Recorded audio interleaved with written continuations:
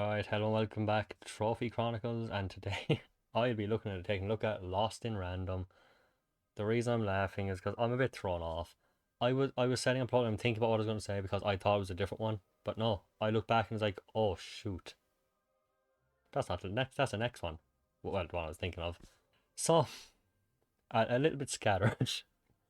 The problem is I stopped doing this for quite a while, things piled up, blah blah blah, I explained a bit more in the last one, but I finished this back in January, and thankfully I think, as far as I was going to check, but this and the next one are the last two where it's gonna be like ones I did January. This is January. That's 9 months ago now. Jeez. But yeah, Lost in Random. What is it? This is a game that back in a showcase. I don't remember how much was shown off that I cared about or how much was shown off that I liked from an EA showcase. Yeah, I think I can go on a limb here and say it's probably the only game I had interest in right from the beginning. The vibes, the characters, the world. It just had a kind of a very Nightmare Before Christmas mix with, like, I don't know, something more surreal and creepy to it. And right from the beginning, this game fascinated me. Q to 2021 when it finally came out. I pre-ordered, got day one, played it for 5 minutes, didn't dislike it, but I just stopped playing. And I didn't touch it past the first chapter for give or take 3 years. Because it's in the platinum thing, it took me like 3 years to get it because it tells you how long ago in terms of some first time getting a trophy or playing the game to platinum. So basically, it's a world where on your 12th birthday, a person has a dice rolled by the evil queen who rules over all the lands. She comes, a dice is rolled, and that will decide where the child will live. From one Topia, I think. Again, it's been a while. I might not remember all the names perfectly, but from either no, one croft. That's the one town, which is the worst of them all, the most like run down, poor area, all up to Sixtopia, which is the Queen's Kingdom, which is what everyone wants. It's like the loftiest of the high, and of course everyone in between. Like I guess I assume they're supposed to be like two is better, three is better, four is better, but that all feels kind of perspective based. But what is very clearly shown is six is the best, one is the worst. So on her 12th birthday, your main character is Even and then her sister Odd on her 12th birthday. Great names, by the way. Has to roll the dice, gets a six, and is off with the queen. Even wanting to save her sister and having a ghost come back to kind of in her dreams, kind of making her feel like her sister wants to come back, goes off on a quest to through all of the 1 through 6 towns in order to save her sister. Throughout the way, you'll do some side quests and stuff on the way, optional of course, which can get you more upgrades, more cards, and meet lots of new interesting characters, and eventually go off to Sixth Town and with the goal of fighting the Queen and saving your sister. Not much more to it in terms of story. I mean, really, there's not much that happens on the way. You meet a dice character who will act as your combat companion, and he talks in it squeaks, and he's kind of your friend and your combat buddy throughout the game. Very charming. A character who could easily be very annoying, but I liked him. And the combat is kind of a hacky slashy style game mixed with cards. You'll try to knock these gems off your opponents, which will add kind of power meter. And every card will have like a specified power level. So if it has one, you only have to build up 1 meter of power, 2 meters of power. So if you get like six, you can use two cards that have two and two cards that have one in one go. If you only have two, you can use two cards that have one, or one card that has two. Well, I've seen people say that they got bored of this combat in a few minutes or a few hours. I thought it was unbelievably great from start to right up to the very end. I was in love with this combat. Not once in the entire game did I get into a battle and just like, oh, again, no, I've done this. No, it didn't matter. And maybe that's because it was split up really well. Where I did a let's play this, and sometimes you do a full episode where you wouldn't fight a single person. You could go 40 minutes in this game with just stories, side quests, collecting stuff. Didn't have to be a single fight. And maybe that's what helped really keep it fresh for me. Because it wasn't a constant thing. Maybe if I had like the combat frequency of something like a Final Fantasy game where it was like random encounters every 20 steps, it would have, but I thought they balanced it fucking perfectly. And then the side quests, honestly, easily some of my favourite side quests in any game ever. The characters were fascinating because you meet new people from it. Sometimes you go to like slightly new places, which I think, I've been thinking about this recently. I think what some games lack when it comes to side quests is they don't let you go to new places. And that is what really hurts them. You just go to a guy and it's like, here's your list of quests. And it's like, go to this place you've been, fight this guy. Go to this place you've been, fight this guy. Go to that place, fight this guy. That's boring. hey, you know the place you just came back from? Go there, but fight a blue version of the monster you fought. Whoa, that sucks. That's why I think games like Final Fantasy VII Rebirth and this have just great side quests. They just really have the formula down well. A lot better than most games, I think. But in terms of the actual game itself, I don't know what else what could I say on the way you get some collectibles too, which are basically like storybook pages and stuff. They're not really that useful for combat or anything, but they give you like extra lore on the world, extra lore on the queen and stuff, which really cool. And the villain in this game, the evil queen, she is terrifying. Look at this fucking thing. She's massive. She's menacing. And they really built her up well because she doesn't appear throughout the game. She's not like coming into fight. It's not like a lot of games are like, oh, I'm the big bad. I'm going to fight you. Oh, I lost. But next time, oh, I'm going to fight you again. Oh, yeah, I can really take you seriously now. I beat you twice. Oh, yeah, you're very threatening. I'm sure the third time it would be very scary to fight you again. And you do some like every town, every area has a puzzle, which can be anything from shoot this thing, shoot that thing, build some platforms, or shooting things in quick succession. Nothing too crazy, but and thankfully there's no trophy to do them all, so you know. And that's where you find like pots and stuff which you shoot to get points, which you can also get from battle, which can be used to buy new cards, which with like 30 something in total, from anything like extra weapons like a bow and arrow or a hammer, which is really cool. Or it could be things like you throw the dice to explode, a healing orb, damaging stuff, slow down your enemy. There's a huge variety and they keep coming new throughout the game, which is really cool. Like I could play through this game again, and I could have a completely different deck from start to finish. You will find your favorites really quick. You'll find ones that you hate. You'll find ones that you just cannot comprehend using. But that's the fun. You'll find your own deck and you'll probably stick to it and experiment. I think there's like 8 cards in total you can have at one time, maybe 6, but in terms of just the game itself, I really liked it. Unfortunately, and this is going to carry over to the next one too, two similar themes. The game, fucking phenomenal. This one better than the next one, but this game, if I was just read as like a game itself, easily one of my most cherished games of all time. Genuinely, like it hit me so well. The characters, the world, I loved the fact that the sequel is not a direct sequel, as far as I know, which I didn't get. I have to get. I just don't like to look at the combat as much in the was it Lost in Random, The Eternal Die, but I will have to get it just because I have to go back. I hope they do a sequel to the characters, cause even just the same world with the same kind of combat. Because fuck, I loved these characters. Even an odd really grew on me. Well, even as the kind of who play as, she grew on me so fucking fast. I really love this kid. And yeah, can't she be an annoying little shit? Yes, but what kid isn't? And I also have to say, she delivers genuinely one of the most epic lines. With a line that sounds so corny and stupid, it shouldn't work. At the point, like even when it happened, I was thinking about the line that could happen. I was like, yeah, that'd be so silly, but and it happened. But it was really cool from a 12-year. I'll get my dice. I'll get you. The word you're looking for isn't dice, Your Majesty. It's dice. That was the corniest but most epic thing ever. But yeah, if I was just going to rate this game as a game title for myself, 9 or 10 it could be. Just for one playthrough, I really didn't want it to end. And I fell in love so hard with this game. And it is a beautiful experience that I just, like I said, I fell in love with. Easily one of my top 10 PS4 games ever. So that's been long enough. Let's get on to the actual trophies. Yeah, it was I think 41 trophies. Checking. The game was 41 trophies in total, so 40 on a platinum.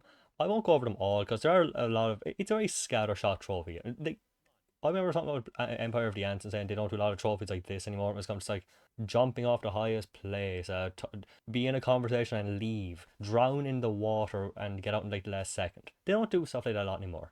This game is nothing but that for the most part. Slightly exaggerated, but there's plenty of them.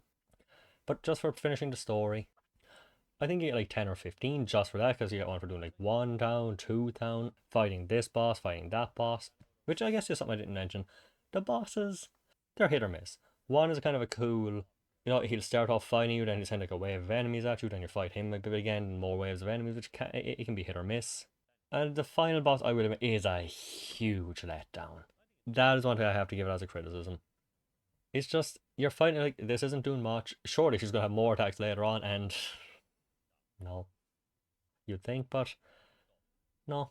trophy game as well, you have stuff getting all the collectibles, of course. I think there's only one trophy for that, crazy enough. Like I kind of alluded to earlier, there's a trophy for the 6 puzzles in each area. 7, I think, because Two Town is kind of split into 2 parts, hence the name. And that is where a huge struggle getting the Platinum Trophy comes from. You cannot retry chapters. And I'm not, like, again, the spoiler, I guess the next game I'll be talking about here will be Plucky Squire. You can at least retry missions in that, chapters, whatever. Even if it's frustrating because you can't go to sections of the chapter. So you, like, if you want something in the 20-minute mark for a chapter, you have to play through the entire thing. That sucks. If you mess up something in this game, you have to go right to the beginning.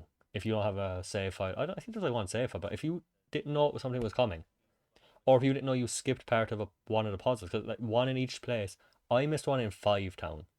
I had to replay the entire 1 Town, 2 Town, 3 Town, 4 Town, bosses in between, and then go to 5, just for one fucking trophy. It was almost more annoying that there wasn't a trophy for doing them all, because that means it was just for one. I think for the game I didn't get all the cards as well, so you get the cards from a guy who got many decks. He's a shop, so if you have enough, I think it was something, I didn't have enough points or whatever, and I think I missed one of the pages or something. Right? No, I missed a side quest. Oh yeah, that was it. I missed one side quest because I didn't know. Yeah, no, I'm trying to think. Sorry. It was supposed to like have a rematch with a boss fight, but it's not a real rematch. It's just he's trapped somewhere, and if you talk to him into wrong choices in dialogue, I think, or if you do the wrong choices and then leave, missed. Back to fucking 6 Town. So those trophies did kind of suck 'cause you can't just. But again, played through the game twice. Never got bored of the combat. That says something. Okay, never mind. Upon further checking, I just realized there is one for doing all the puzzles, which means you do have to go through the entire thing again. I actually think I missed the yeah, the first time I was playing, I didn't do the one in Onecroft. So even if I did everything as perfectly, I couldn't have done it because I would have to come back to the first town. Fucking infuriating. A few combat related trophies and like are in it too. Some of them just what you would expect. Some a few random ones again, which I love. I love a few novelty trophies that you wouldn't think of doing. I think like there's ones like kill the entire or finish the entire counter without using any cards, so just enemy attacks have to hit them each other, or defeat 3 enemies using the same card slice. 3 enemies with the same bomb blast. Was it using all of your 8 cards in your hand in one turn? So having to rate the perfect cards. There's also some cards that, like reduce the card power in your hand, so it would be 3 to 2, 2 to 1, and then there's cards that would give you more power meter.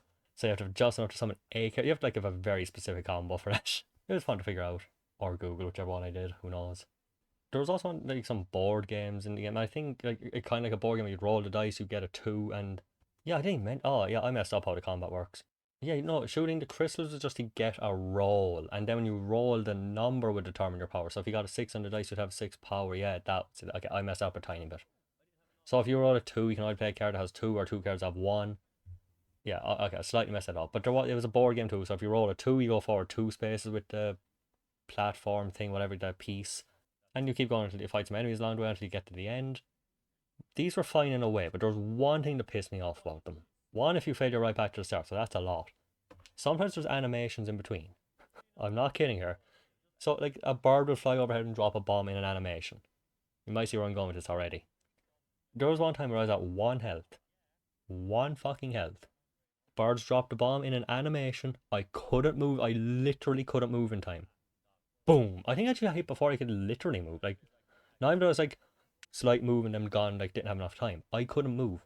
I think I might have been hit in the cutscene and right back to the start of like a 3 room long. Oh,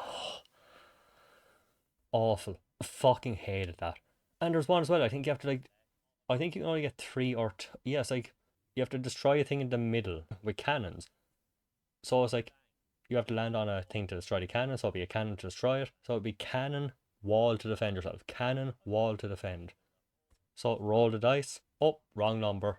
Gotta fight some enemies till I get another roll. Now roll it again. Oh, wrong number. So you basically had to get even. It's like if you got even, sometimes you get the right one. If you got an odd number, you're fucked. So that's like a 50-50 chance.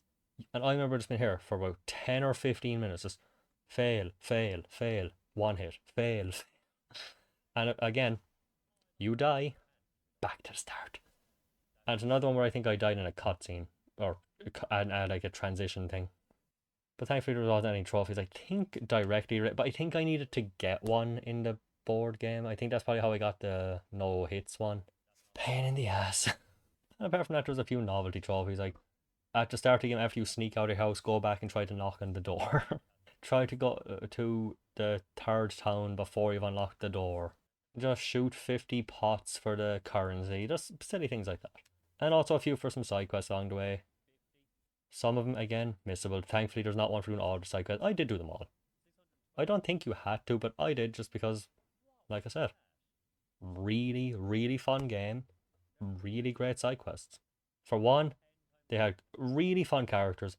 There are some games here I'll talk about, like, it would pluck his fire again to spoil it. There are some things that can overstay their welcome. Another Crab's Treasure game I've mentioned a few times about lately can be charming, but can really outstay its welcome a lot too. Sometimes just thinking, yeah, well, look, I get it. Shut the fuck up. Please, just stop talking. But it never happened with this game. I loved the side cards, and it really helped as well. Like I said, they'd give you new locations that you never had to go to for regular quests. Not huge ones, but small places. But and lovable characters, and it wasn't just go here, kill thing, go here, kill thing. Sometimes it was just killing some things, sometimes it was talking to people, sometimes it was like a board game thing. It kept you engaged. It made you have fun with these because it wasn't always the same shit. But yeah, I guess let's get to the ratings. There's not really much to say about it. Like the only frustration that really came from the trophies was having to go through the entire game again because they just couldn't have the decency to let you have checkpoints or chapter select, which was a shame. But yeah, fun factor for the trophies. Since I did love the game, it definitely loses at least a point for having to run through the entire fucking thing again with a guide because you were constantly fucking worried that you were going to miss something. Because if you miss one mistake or I went one checkpoint too far, you could be fucked. I think I just started the game again from level 1 because I went a tiny bit too far to collect one of the storybook pages in chapter 1. As in, like, you are here and there's like a platform here, and I went to that platform and I had to go back to the beginning because you couldn't go back that tiny bit and I just start again. That's infuriating. But since it is it's like, even playing through it twice, never got bored, never got fed up with any of the combat. I'll give it an 8. Dock a point a bit for the trophy, the repetitiveness, but it's just such a charming, beautiful, lovable game. How can I not? Give it a 9 if we're not talking about the trophies. Or if I had done the smallest bit different. But like I said, there's also one for collecting the 50, not for all the cards, which can require a lot of currency. But thankfully, you can do this thing where you like break a pot, and I think if you start like retry the checkpoint, I think, or if you die in a battle after, you can get the pots again, get some more currency. It can be infinitely looped, so you're fine with that regard. Difficulty. There were a few parts that surprisingly did get me, especially the second time around. I remember the first boss destroying me a few times because, like I said, it's a multi-phase boss fight, and you can die in the last phase by the smallest little thing, and then you're right back to the start. It can be a frustratingly difficult game, but I don't remember anything like destroying me. But the enemies do pack a punch, so that definitely impacts things. For the difficulty, I think I'll be, say, 7. It's one of those weird experiences where the second time around it really kicked my ass more. Because I vividly remember the first time I beat the second boss thinking, wow, that was really cool, and I had positive memories of it. The second time, no, nothing positive there. And despite all this talk about, like, it makes it sound like it was the longest game ever. For how long it took? 24 hours. Exactly a day, and that was for 2 playthroughs and a platinum. Like a lot of things, you could easily cut you could cut a huge chunk, because I got most of these trophies on the first go through. The only ones I had to go through for the second time, I left it for the second time to go for some of the random trophies, like using the 8 cards, because I thought I might as well wait like the best deck. And some I think are more difficult or downright impossible to get in without the right sections, or some of them. But most of these, I got a good, probably 3/4 of these on my first go through, just not even using a guide, just going out of my way to look for what I like and just do things. And I think I only missed 1 or 2 side quests on the way through as well, because like I said, I fucking loved playing it. I just love going for things. As for an overall rating, if I'm gonna go for like overall for the whole platinum rating, I'll say I will give it a 7. Again, it would easily be an 8, but just for the whole one tiny. If you could miss one puzzle, you have to play through everything again, up to the sixth town's puzzle, which thankfully I think was early on. Upon checking again, there actually is no sixth town puzzle, only to 5, but that's still. Sixth town is the shortest one. I think it's mostly a few combat areas. That's 5 entire towns. 6 if you include 2 towns like double sidedness, where you have to do every single puzzle just because you missed one. Because aside from being one puzzle or trophy for each puzzle, there's also one for doing them all. Honestly, I think I'd give an extra point if they just took away the all puzzles. Like, even though the one I missed, I think was. No, it was in one town, wasn't it? Yeah. At least in one town. I think I might have missed one in 5 town as well. But imagine that. Imagine getting everything done in a game. Thinking you're done. It's like, oh, sorry, I missed the first puzzle. Fucked through the entire 90% of the game again. But it can never beat the overall charm. It's something I've been thinking about quite a bit lately, to be honest. Like, what about the whole replay? Other people have been talking about it with movies, like the rewatchability problem. If it's not good on a rewatch, what does that say about a game? How good is a game that you really like, but it's only dragged down by having to go for collectibles that you don't have to go for? But I do go for them, so it's kind of a tough one. It definitely gets at least a point higher for just the game if you're not going for collectibles or anything forced. But the charm of the game just pushes through anything, and it has to just it's such a lovable game, and I really wish they'd go back to this style for a sequel because it's incredible. Like it's just it just latched on so fast, and there's times where the characters like because your sister has a bit of a change, and seeing Evan's reaction to that, and like she's you can tell she's just broken up about it, and some of the times it really hits you well. She even has like her third act mopey phase as well, and that can be annoying sometimes, but no, you can just tell how she'd be fucking defeated. A lot happened. But yeah, overall, one of the most like underrated games I've ever played. I recommend it to anybody who hasn't. I think it's a fucking incredible game from start to finish. Easily like a 9 out of 10 game for me. Yeah, for what I'll be doing here next. The next two, I already spoiled Plucky Squire. That's gonna be next. I thought it was today's one, but then I was like, oh, I guess that was after this. Yeah, it was like 2 weeks after, or maybe 3 weeks after. Because I think back when I was doing these more consistent, I'd do 2 of them at the same time. Like they would always be like my one of those will be next. Because I think all I had to do in Lost in Random was like one more puzzle, maybe just run through the game really quick, and Plucky Squire was like one more thing as well. So I knew one of them would be next. So that'll be next. I guess somewhere around the same. I don't know. Well, this is really weird to do when I already have ones in the bag. Thankfully, after Plucky Squire, that's the last one where it's like a long, long time ago. The next one after that doesn't even deserve one, but I'll do it anyway. And the one after that, it was only a few weeks ago. So finally, I'm back. Yeah, thank you for watching. If you've ever played Lost in Random, let me know if you enjoyed it. If you haven't, genuinely, incredible, beautiful game. Charming as all hell. And I think it's pretty cheap, like 20 € probably. Maybe I have to play the sequel soon. Even though I have a very different combat looking system, I really feel like I should. Just, I gotta. I hope they make another sequel. I hope this franchise continues because fuck, it's a world I want to go back to. Yeah, see you next time for Plucky Squire, where a lot of the same problems will actually rear their head, but that's a story for next time. See you then.